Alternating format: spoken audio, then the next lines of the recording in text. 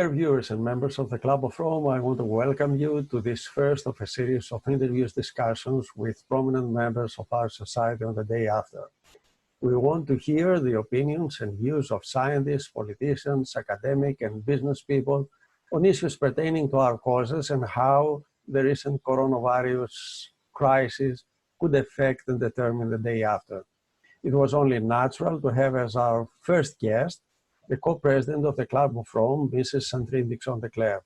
Ms. Declève assumed the co-presidency of the Club of Rome along with Mrs. Ramphele of South Africa in 2018 and have been very active in setting the goals and guidelines that will move the Club of Rome in the new era.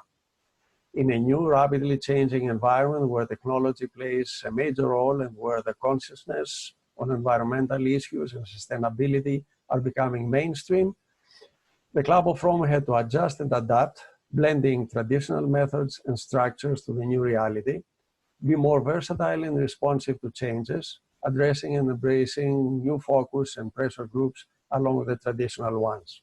At this point, on behalf of the Hellenic Chapter of the Club of Rome, I'm really glad and deeply honored to welcome our co-president, Mrs. Sandrine Dixson-Declève.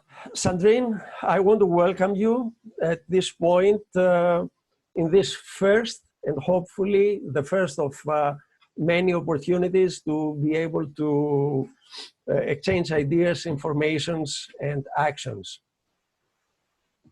So I would like to ask a few questions. And first of all, since you assumed the presidency of the Club of Rome, you have worked on a new strategy, new vision, and a new mission, and you have a working program and operational structure establishing 5 impact hubs. Could you give us an idea what that is and how it works? Sure, Babis, and thank you very much for inviting me. It's always nice to exchange with our different Club of Rome chapters.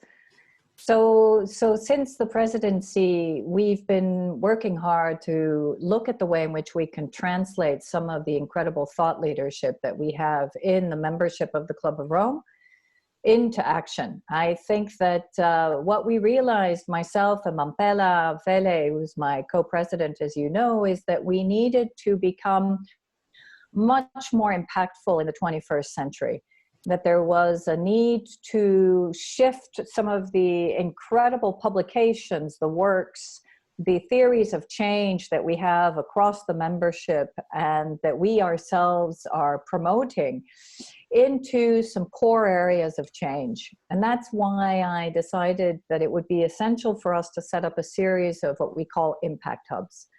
Those series of impact hubs would enable us to do what we've decided is our key mission, which is to emerge from emergency.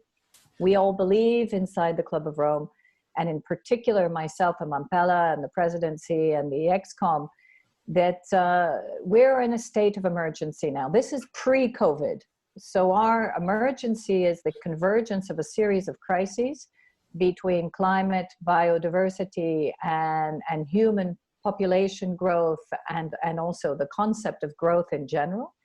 And that this convergence of tipping points has put such a stress on our planetary boundaries and also on humanity that if we're not careful, we will actually really decimate the incredible society and civilization that we have set up. As Jane Goodall has said, you know, human beings are the most so-called intelligent species, but they're definitely not the wisest.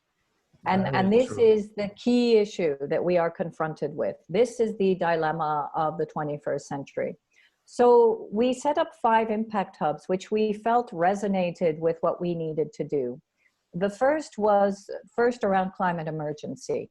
What do we need to do now facing the climate crisis? And this climate emergency quickly turned into last year a planetary emergency when we saw the figures that demonstrated that we were looking at the greatest extinction of ecosystems and of biodiversity that we've ever seen, the greatest impact that we've ever seen on most of our biotomes, etc.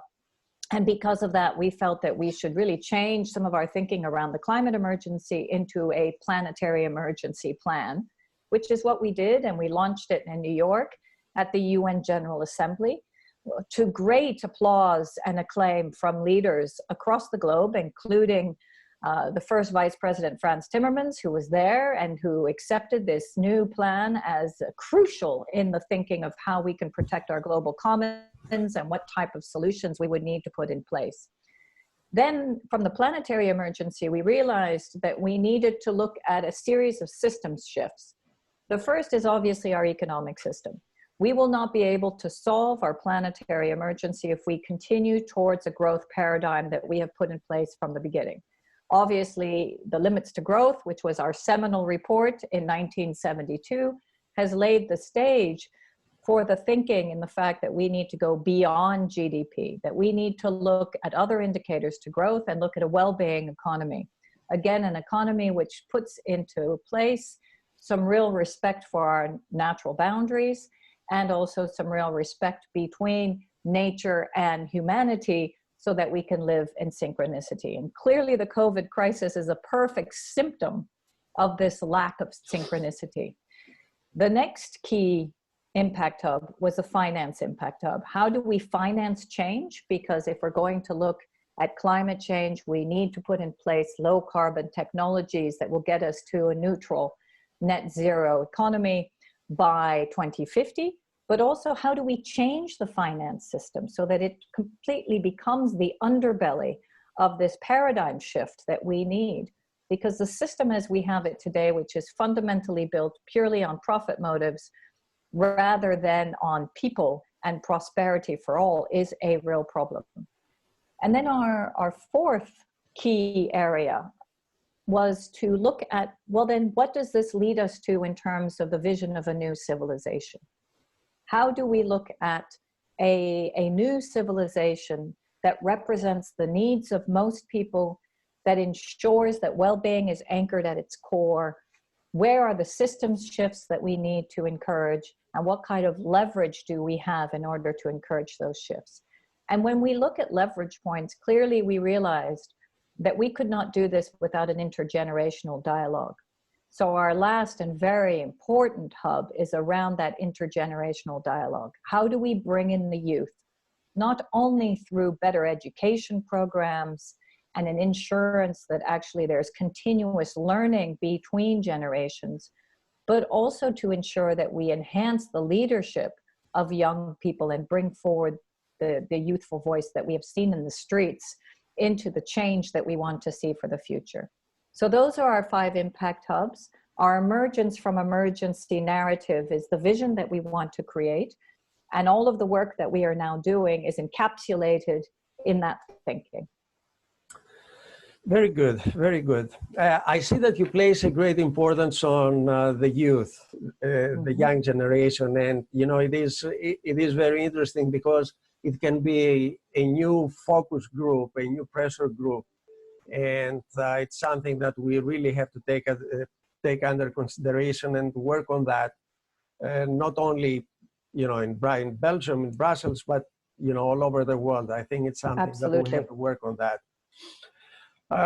Okay, I would like to go on the next topic and talk a little bit about the initiative that you had in September of 2019, where the Club of Rome launched the Planetary Emergency Plan that was on the sidelines of the United Nations Climate Summit in New York. So could you give us a very brief outlook of what that is all about?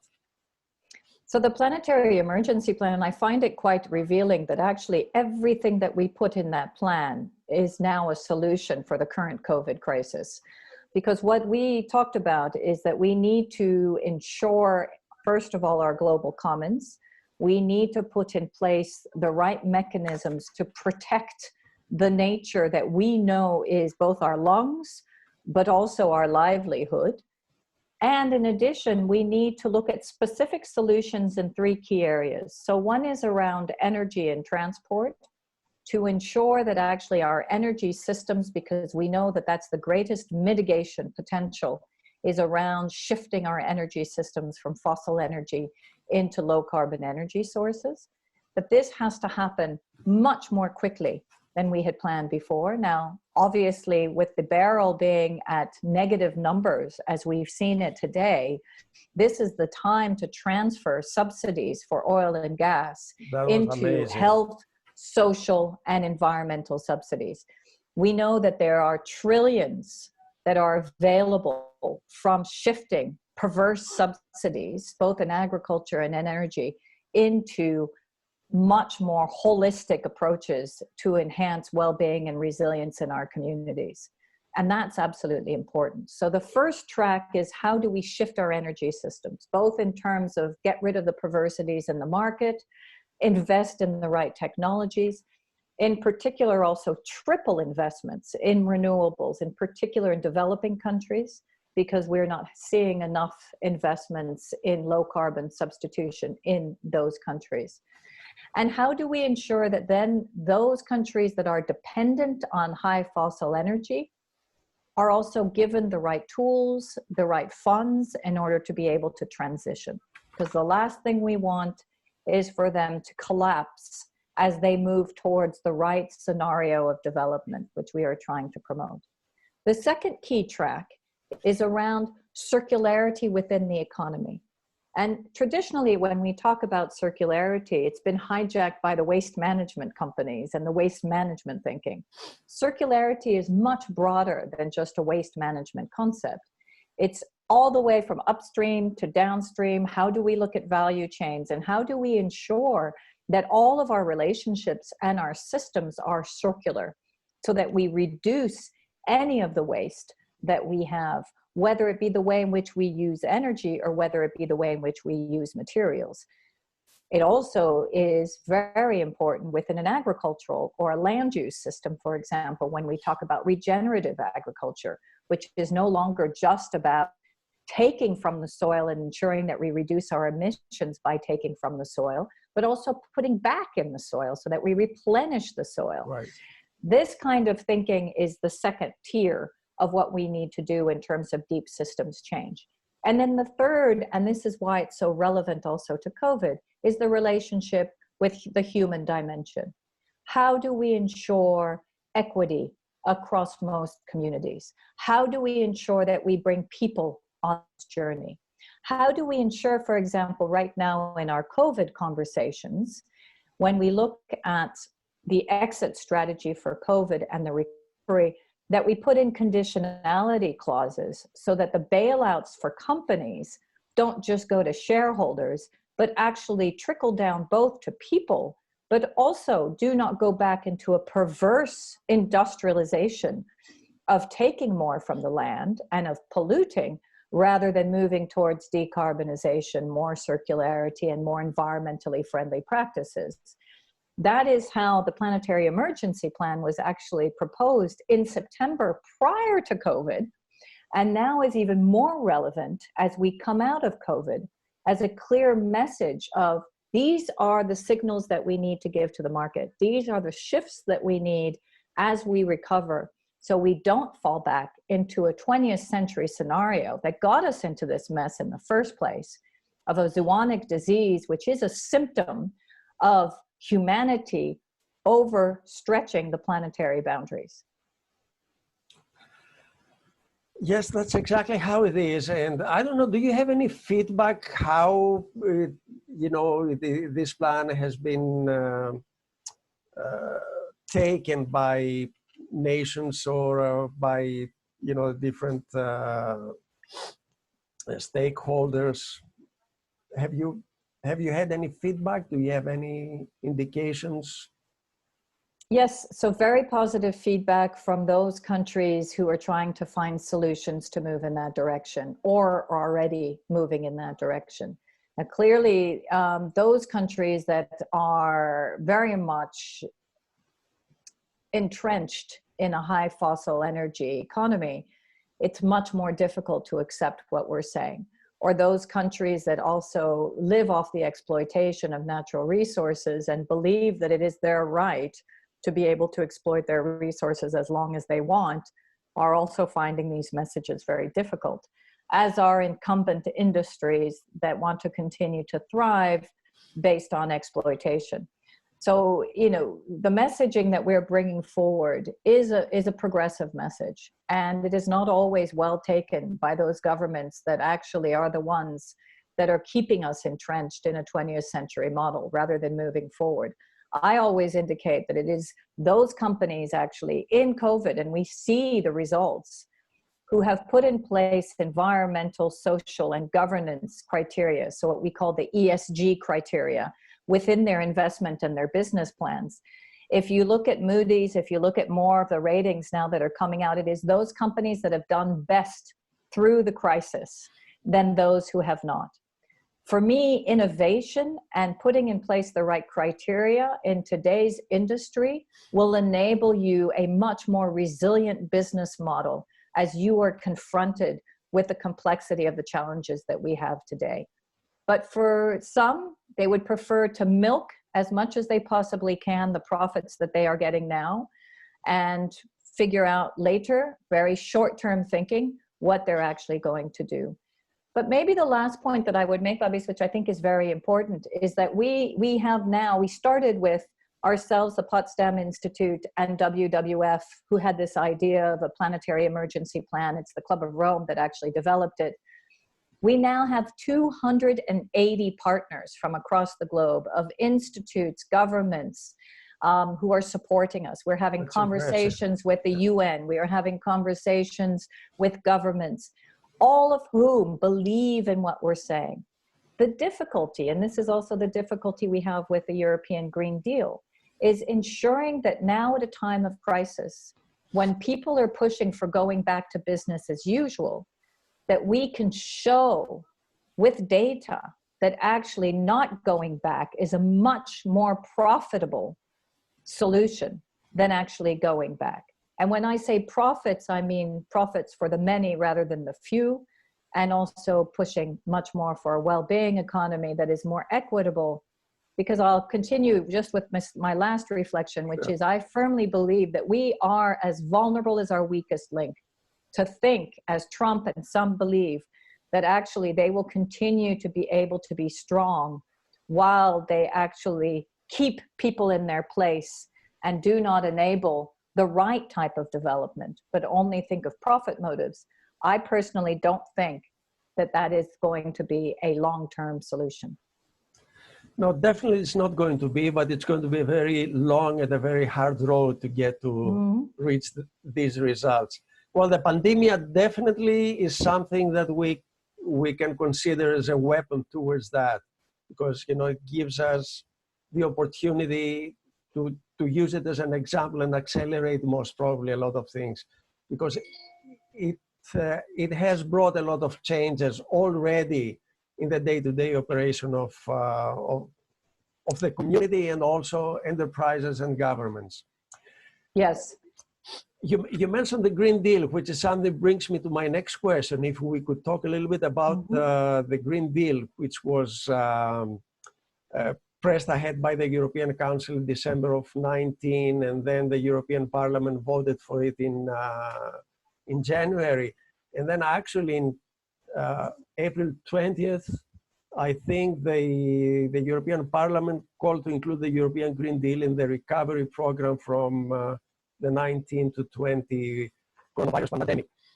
I'm wondering, how important do you believe is really in advancing, it really is in advancing the environmental issues? And how willing are the nations to really enforce the policies? And if the goal of making Europe climate neutral by 2050 is really feasible? So I think that, first of all, our reflection on the Green Deal as the Club of Rome from the very beginning, and in particular, my comments to both President von der Leyen and to the first Vice President Timmermans, have been that for me, the Green Deal is more than a Green Deal. It's actually a new deal for people. It's a grand Marshall Plan, and it has to be taken as such. And this is even more important now. If we only call it a Green Deal, then of course people and governments will say, we are in the midst of the greatest health calamity and social calamity we've ever had in the 20th century, 21st century time frame, predominantly the 21st century. In this particular instance, then, how can we sell the Green Deal? And this was my worry from the very beginning. Already in December, I indicated to the Commission that we should not be calling it just a Green Deal. We should call it a green and social deal, or a just deal for European citizens. And that is why now it's even more important to demonstrate that actually the Green Deal, if we do it right, it does have all of the pieces of legislation that we need to make our economy more robust. Both the European regional economy and also member states. Because the fact of the matter is that this is not just one singular crisis. Again, if we look back to the limits to growth, Donella Meadows, and in all of her subsequent publications, the key author of the limits to growth, indicated that you never have one singular crisis.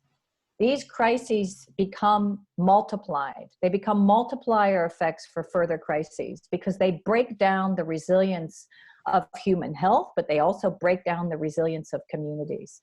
If we take together the amount of money that we're spending on climate weather impacts, which is huge, and now couple that with the health pandemic that we have just had, and imagine that next year we get slammed with further climate weather impacts. This is going to completely decimate our economies. People will be in the streets, people will be jobless, and people will be claiming for governments and leadership to help them. They won't necessarily be saying, I want to make a huge amount of money. No, what they're going to be saying is, I want to survive and I want you to protect me.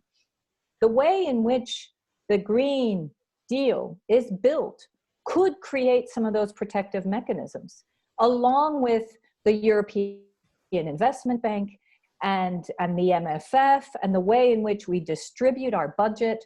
We need to link that to conditions so that we ensure that actually governments do the right thing to put in place what is necessary. How is it possible that, for example, Venice continued to flood when they knew that they had to put in place the right system to protect the city? They had the money to do it, but it's corruption that got in the way. And because of it, people lost their livelihoods because of the corruption of a few against the needs of the many. This has to stop.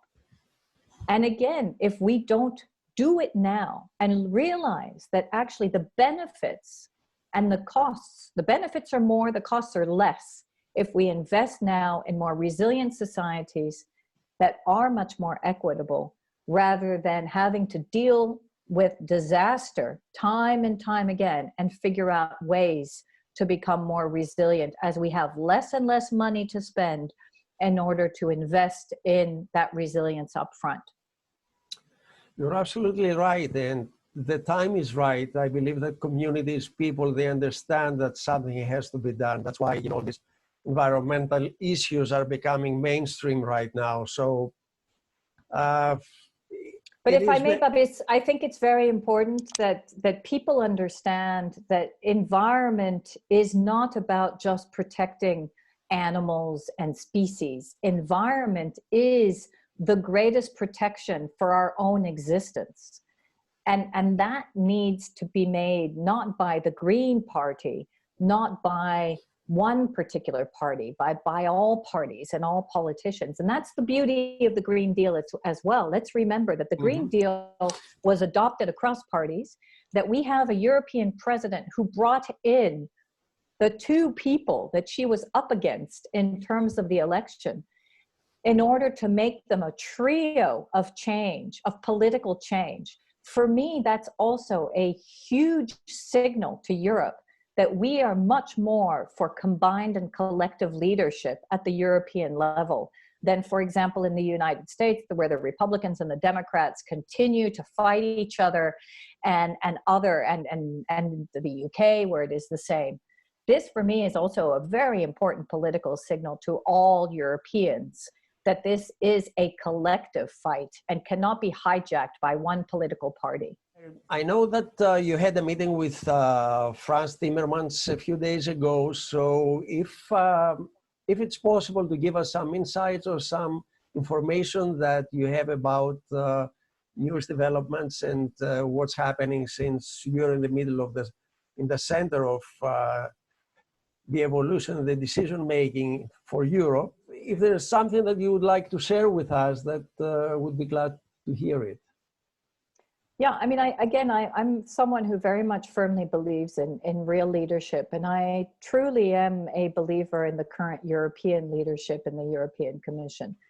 I think that, in fact, not only myself, but the meeting, which was a Zoom call, of course, because we couldn't have a live meeting, was attended by 12 of our own members of the Club of Rome, as well as a few partners that are offering some real concrete solutions, and then 10 members of the Timmermans cabinet, and then the first vice president himself. And I think what we were all startled with was, even though I've had some wonderful conversations, in particular the members felt that he was incredibly honest. He knows the issues very well. And that, again, he completely subscribes to the messages of the Club of Rome and the Planetary Emergency Plan. As I indicated, he was one of the first leaders in September 2019 to really welcome our calls for change. But also, in his honesty, he made it very clear that, and we all know this, these are very complex issues, that there is a great deal of pushback by incumbents in Europe to indicate that they want to go back to business as usual, that there's a real need to have clear case studies and examples of how these system shifts can be put into practice. What are the policy signals that are really needed? What are the links with economic signals? So how do we look at taxation? How do we look at perverse subsidies? How do we ensure that we start to cost externalities? What about border taxation? I think all of these key issues were part of the conversation as a way for us to structure the thinking around solutions. And that is clearly what the call is now from the European Commission to all of us, which is, if we are going to design Europe's way out of COVID and build a brand new vision towards our 2050 goals, we are going to have to think of timing. What do we do over the next decade? What do we do then 10 years later? We have to put in place a foundational package that is flexible enough where we can update it based on new knowledge, but also tight enough so that it gives signals to businesses and to the investment community that we're moving in this direction and there's no going back. What I find phenomenal as well, working and advising in the European Commission for the moment, is the links that I'm seeing in terms of the recovery package.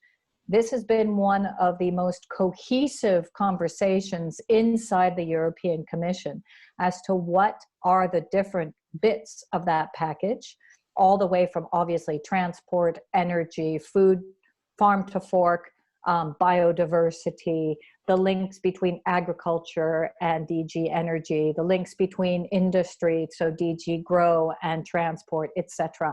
But also, because I sit on the Sustainable Finance Group, the way in which we're able to put in place the right finance mechanisms and instruments in order to shift capital to where it needs to go fast. And that is the beauty of some of the work that DG FISMA, the fiscal unit of the European Commission, is working on now, which is, we now have new disclosure legislation, we have new green bonds legislation, and we have a new taxonomy legislation that is now putting in place the criteria and the rating for what are green projects. And we will be looking at what are brown projects. And this will also enable us to evaluate, as we move forward, where we want to place our investments, which is very important, alongside, of course, the need for a just transition fund and all the other assistance that governments are going to need in order to be able to do this in practice. And then the last point I'll make is, because I'm chair of the economic and societal impacts of innovation and research, a new think tank called ASEER, which is in the Research and Innovation Directorate of the European Commission, the importance of innovation. And I think this is fundamental. Research and innovation, again, in times of COVID, when we see a war between vaccine companies on how they can actually get the vaccine out and make the greatest profits, rather than thinking about the needs of people, is how we need to really think about new research and innovation for the people rather than just through this profit motive. And I think that's absolutely fundamental. And some of the new thinking that's coming out of research and innovation that we're working on, integrating the links between people, planet, and prosperity, and ensuring that we actually put in place the right research and innovation framework for 21st century needs is really fundamental post-COVID. Well, as the time flies, when you're talking, that was a wealth. That was a wealth of information that all our viewers are going to absorb. It was very, very interesting. I really want to thank you very much for your time and all the insights that you gave us. And I really hope that very, very soon, as soon as we'll be able to move around countries and be able to have conferences and bigger events, that we'll have the opportunity and to have you over here on some things that we're planning. And it would be my pleasure, Babis. I love Greece, and I'd be so happy to come. So we take that as a promise, and we expect to see you live in person. Wonderful. Thank you. Thank you. All the best. Thank you very much. Thank you.